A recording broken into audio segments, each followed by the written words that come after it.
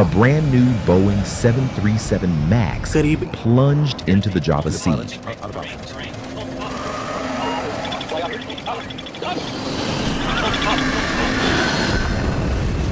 killing all 189 people on board.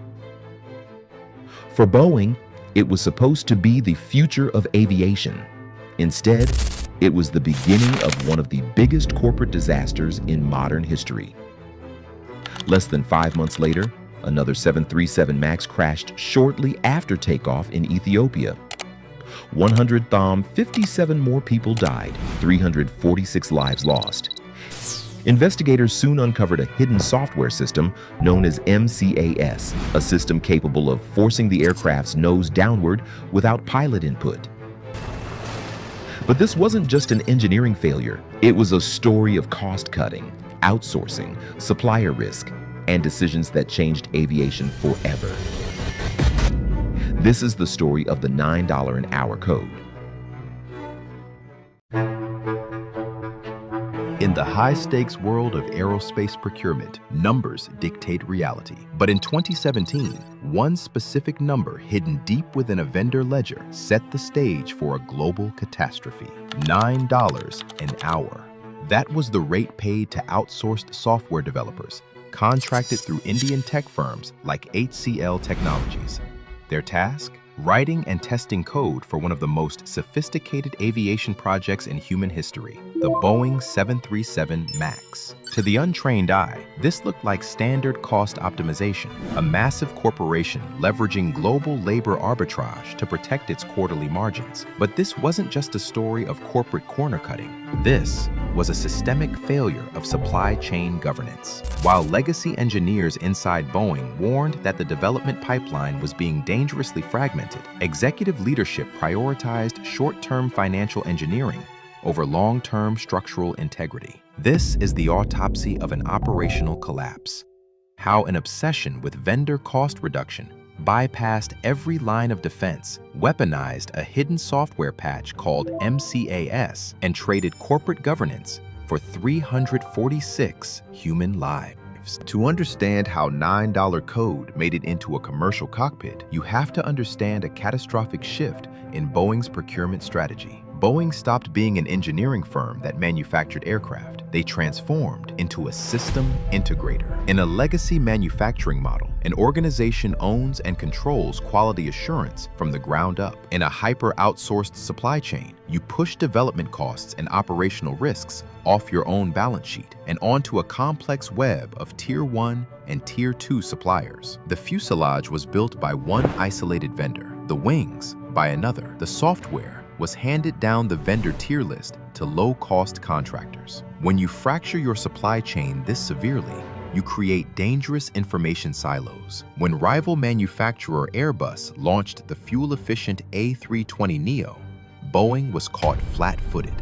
To compete instantly, finance and procurement demanded a quick fix rather than a multi-billion-dollar ground-up redesign. They took a 50-year-old airframe design from 1967, slapped massive modern engines further forward on the wings, and called it the MAX. But physics doesn't care about market timelines. The massive new engines altered the aerodynamics, forcing the nose of the plane to pitch up under certain conditions. Instead of pausing the supply chain for a hardware redesign, which would ruin delivery deadlines, they forced a software patch down the line to secretly mask the instability. That patch was MCAS. By choosing an easy, short-term software patch over a robust hardware solution, Boeing accumulated massive, compounding technical debt. They were building cutting-edge automated systems on top of a legacy analog foundation. The outsourced programmers weren't writing revolutionary code.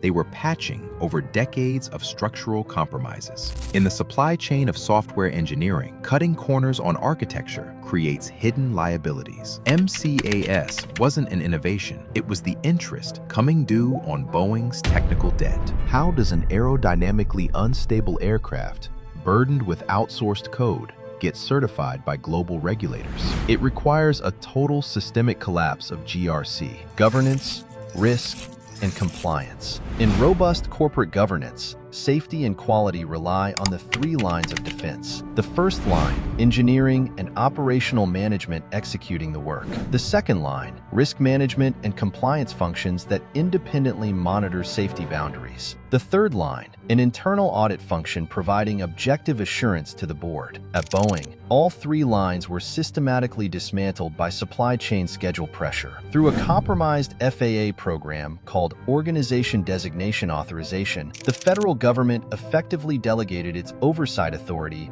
directly to the manufacturer. Boeing was legally permitted to select its own employees to act as FAA inspectors. The second line of defense, compliance, was utterly compromised. Internal risk managers who raised alarms about MCAS or questioned the lack of simulator training for airlines were silenced, bypassed, or managed out just to keep production lines moving. The compliance function was stripped of its teeth and turned into a rubber stamping exercise to fulfill delivery contracts. Boeing wasn't being audited by an objective regulator. Boeing was auditing itself. And a toxic risk culture ensured that the third line of defense never pulled the emergency brake. The crashes of Lion Air Flight 610 and Ethiopian Airlines Flight 302 were not isolated technical glitches. They were the predictable outcomes of an unmanaged supplier ecosystem and broken corporate governance. For the global public watching this disaster unfold, the wreckage left behind two unforgettable lessons. Lesson 1,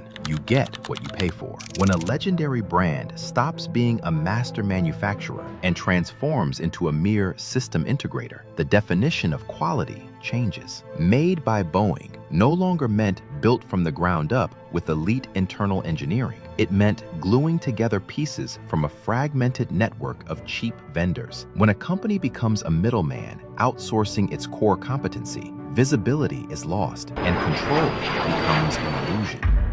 Lesson 2, cheating the system always fails. In the world of GRC, compliance is not just boring paperwork. It is the safety net that stands between corporate ambition and human life. When Boeing weaponized regulatory capture to grade its own homework, it proved that a toxic risk culture will always treat safety as a checklist item rather than an absolute boundary. When the regulatory shields are dropped and procurement views quality as a variable to be cheapened, disaster is the only statistical certainty. The true cost of the 737 MAX failure didn't land on Boeing's balance sheet, nor was it swallowed by the cheap vendors who wrote the code. The cost was paid in full by the passengers who trusted a system that had already traded its integrity for a timeline. When supply chains lose visibility and governance loses its spine, the consequences are always fatal. This is The Auditor, and this file is closed.